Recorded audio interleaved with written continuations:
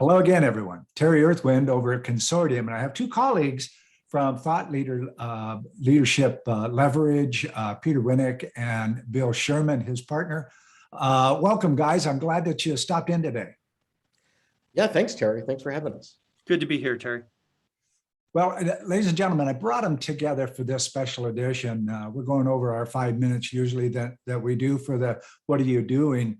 I thought it relevant based on some discussions that the three of us have had that perhaps we can kind of tell you a little bit about what strategic planning for possibly 2022 could look like and what you guys are probably dealing with out there on a regular basis.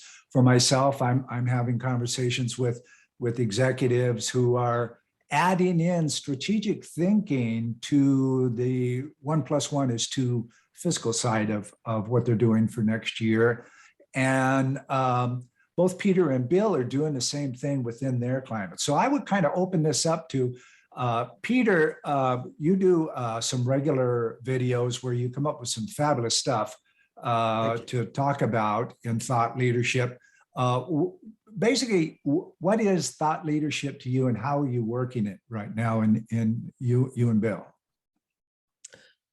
Yeah, well, there's lots of different use cases for thought leadership. So I'll split the question and hand half to Bill here. So there are, when I started the firm 13+ years ago, our clients were, and to a large extent still are, individuals, small, academics, authors, small consultancies, et cetera, where the product is the thought leadership.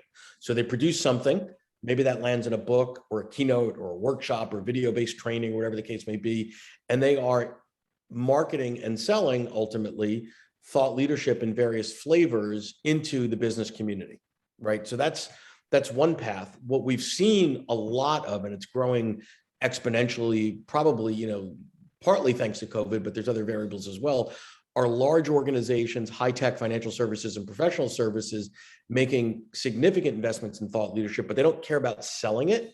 They're giving it away to the communities that matter most to them, to show that they have a perspective, they have a stake in the ground around something. So Bill, you want to touch on that, Bill? Yeah, so what I would say in that aspect is organizations, when they're realizing thought leadership is a function that needs to be tied to business goals and objectives, because it is not enough now to put out a catalog of SKUs or consulting services or whatever product or offering they have. They have to build relationships with their customers and clients and say, why you?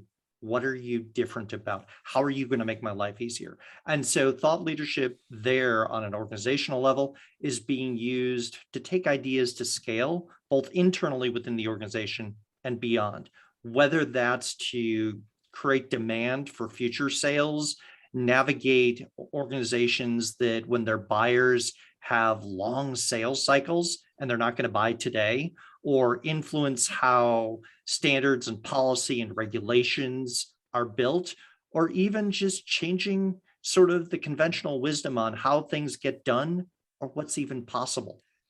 And what I would add to that, Terry, is the playbook on the organizational side up until plus or minus mid-March of 2020 was, let's sponsor a bunch of events.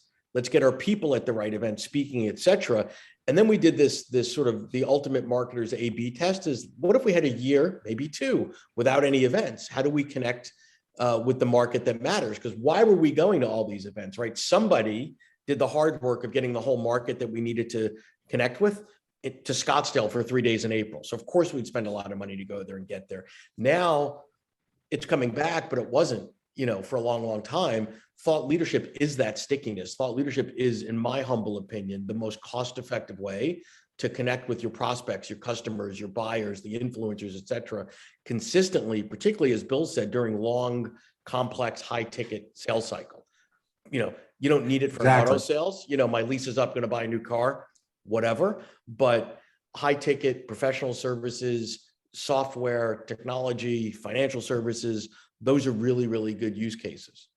Absolutely. Both of you hit really good points. And that is, a lot of my clients are getting content averse. They don't want to read the next list.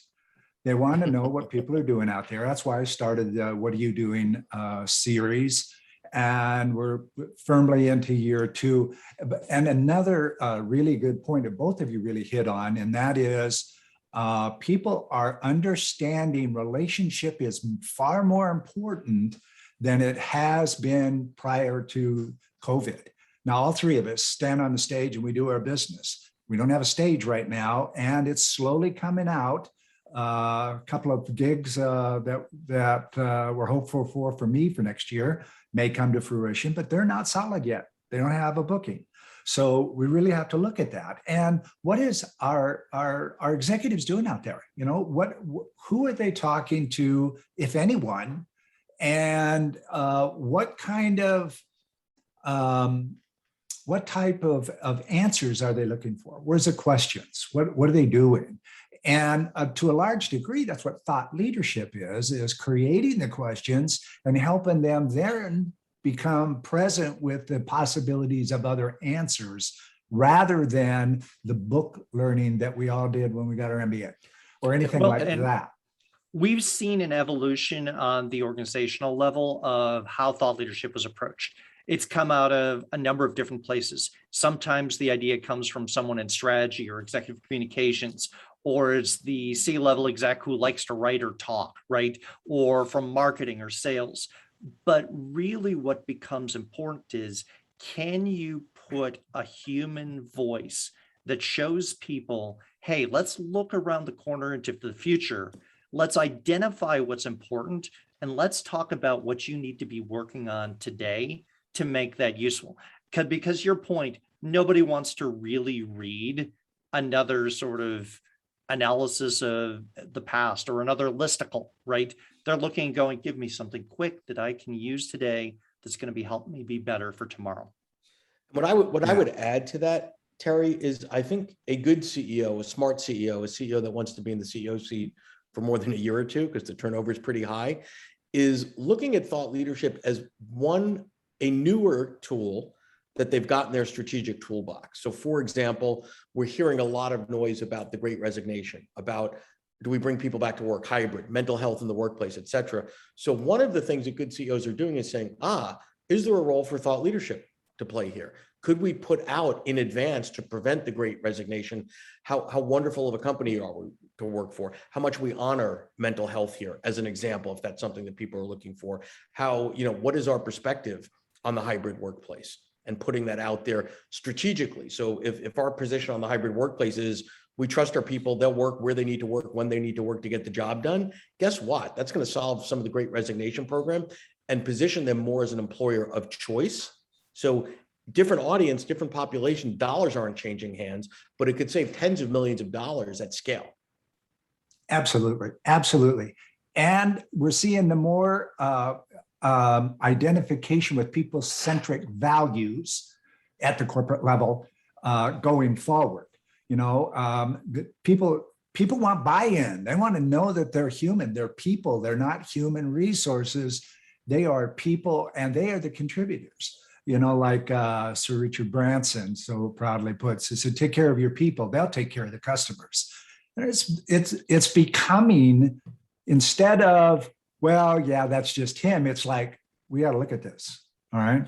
Yep. And if I build on that, there's an old saying that your customers will never be more satisfied or happy than your employees. I'd layer another thing onto that. Your customers are likely to have less insight on the future than your employees. So you've got to look internally and say, how do we get our best ideas across the organization so that everybody knows about them and is talking about them with our customers and clients? Absolutely. Absolutely. That I think the timing of this coming out is right on point because again, I'm seeing a lot of people and I'm hearing a lot of people talking about, okay, post-COVID is now. Well, no, it's not now. It's still working. There's still more to this.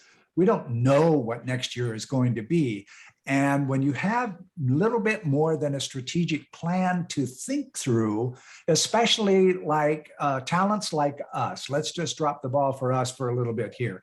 We're eyes from outside of the organization that bring the interests of multiple organizations to the fore, to that boardroom and to that strategic thinking to say, okay, well, XYZ company, you're doing great. This is kind of a good idea. Perhaps there's some thought along DEF that you may consider that could work into this industry and into your corporation, Mr. and Mrs. America. So that is just as important in my mind and the people that I'm talking to. Any last takes from either review? Yeah, I would just say if thought leadership isn't on the agenda at your planning, at your strategic, at your growth, along with your KPIs of how we're going to grow this business, how we're going to meet our business objectives, it's like going into the toolbox and there's 5 tools missing. Could you get the job done? Maybe. Is it going to be as easy as it could be or as painless as it could be? Absolutely not. Well, and the thing that I would add to that would be who owns thought leadership at your organization? Who's responsible for curating it and making sure it gets out? If you can't answer that question, you probably have a functional gap. Absolutely. Gentlemen, thanks for stopping in with me. My pleasure. Thanks for having us.